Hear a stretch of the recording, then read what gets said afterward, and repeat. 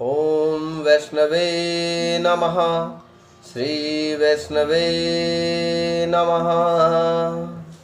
जय बोलो विष्णु भगवान की जय। पाषाण कुश एकादशी।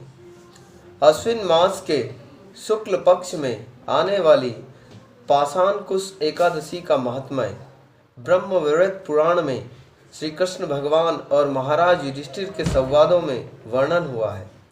युधिष्ठिर महाराज ने पूछा, हे मधुसूदन, अश्विन मास के शुक्ल पक्ष में आने वाली एकादशी का नाम क्या है? इसके बारे में आप विस्तार से कहिए। भगवान श्री कृष्ण ने कहा, हे नृपश्रेष्ठ, इस एकादशी का नाम पाषाण कुश है। सब पाप नाशिनी एकादशी के महात्म्य को सुनिए। इस एकादशी को विशेष करके भगवान पद्मनाभ की उपासना करनी चाहिए। इस एकादशी के प्रभाव से व्रत करने वाले की इच्छा पूर्ति होकर स्वर्गीय सुख तथा मुक्ति मिलती है। भगवान विष्णु के केवल नाम स्मरण से विश्व के सभी तीर्थों के भ्रमण का फल प्राप्त होता है। अज्ञानवश पाप कर्मों में लिप्त मनुष्य भी अगर भगवान हरि के चरणों का आश्रय लेके उन्हें प्रणाम करके उनके नाम का स्मरण करने से नरक का मार्ग बंद हो जाता है। जो वैष्णव शिव जी के प्रति अपराध करते हैं तथा जो शैव विष्णु के प्रति अपराध करते हैं, वे दोनों ही नरक में जाते हैं। अश्वमेध यज्ञ करने का या सैकड़ों राजसु यज्ञ करके प्राप्त होने वाला पुण्य ये पाषाण कुश एकादशी करने के फल से 1/14 अंश जितना भी नहीं है। इस एकादशी व्रत के पालन से प्राप्त होने वाला पुण्य और कौन से भी व्रत से प्राप्त नहीं होता है।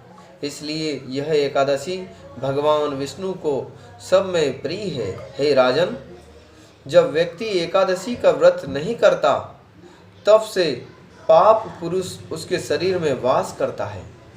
इस व्रत के पालन से व्यक्ति को स्वर्गीय सुख, संपत्ति, सुंदर स्त्री और धान्य प्राप्त होता है। जो इस एकादशी का पालन करके रात भर जागरण करता है, उसे निश्चय ही वैकुंठ की प्राप्ति होती है। भगवान श्री कृष्ण ने आगे कहा, हे राजन, इस एकादशी के पालन से व्यक्ति अपने पिता का, माता का तथा पत्नी के 10 पीढ़ियों का उद्धार करता है। अपने बचपन में, यौवन अवस्था में अथवा वृद्धावस्था में जो कोई भी इस व्रत का पालन करता है, उसे भौतिक अस्तित्व से होने वाले दुख भोगने नहीं पड़ते हैं। जो कोई भी इस पाषाण कुश अथवा पापान कुश व्रत का पालन करता है, वो सभी पापों से मुक्त होकर विष्णु लोक प्राप्त करता है।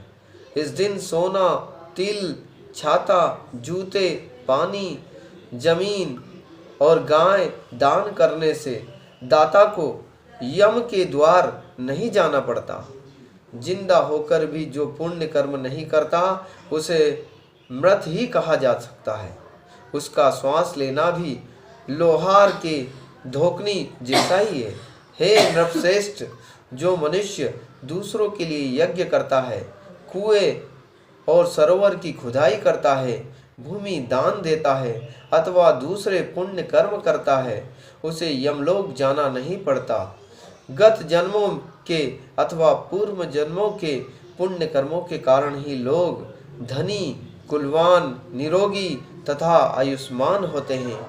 एकादशी व्रत के पालन से प्रत्यक्ष कृष्ण भक्ति मिलती है तो अप्रत्यक्षता से भौतिक सुख सुविधा मिलती है। ओम वैष्णवे नमः। ओम नमो नारायणाय नमः। ओम वैष्णवे नमः। श्री जगतपति करुणा निधान भगवान की जय हो। भवभय हरण भगवान की जय। जय बोलो विष्णु।